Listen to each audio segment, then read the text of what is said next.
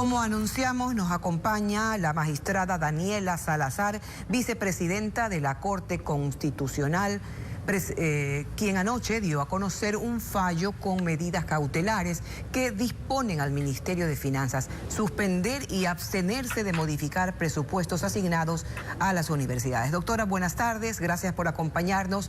Para que este fallo sea de cumplimiento obligatorio, ¿qué faltaría? ¿Y habría alguna salvedad para que el Ministerio de Finanzas no lo acate? Buenas tardes, Tania.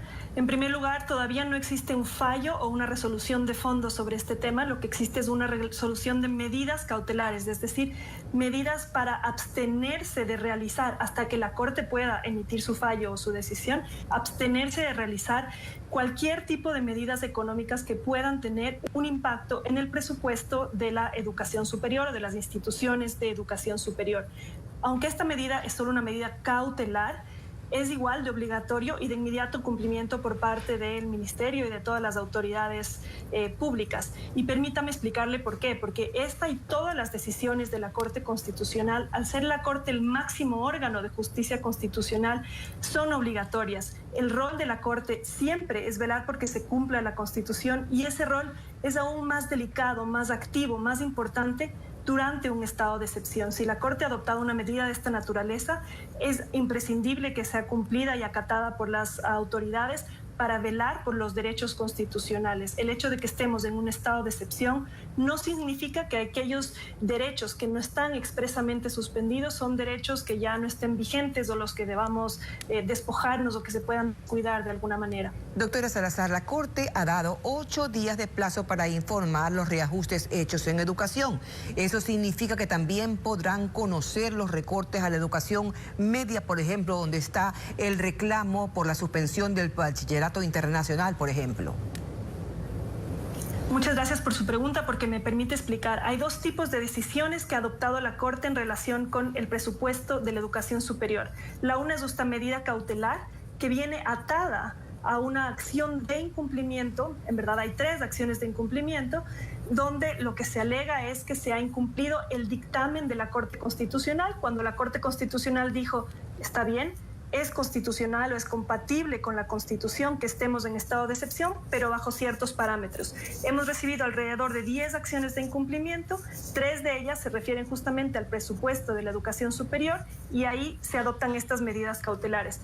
Pero aparte de eso, la Corte de oficio, sin que nadie se lo pida, también ha tenido esta decisión responsable de verificar de cerca si se está cumpliendo o no ese dictamen donde la Corte dijo es constitucional el estado de excepción, pero bajo ciertos parámetros. Doctora, y es en el marco de esta última facultad de seguimiento de su propio dictamen donde la Corte le ha pedido recientemente al Ejecutivo que le envíe información.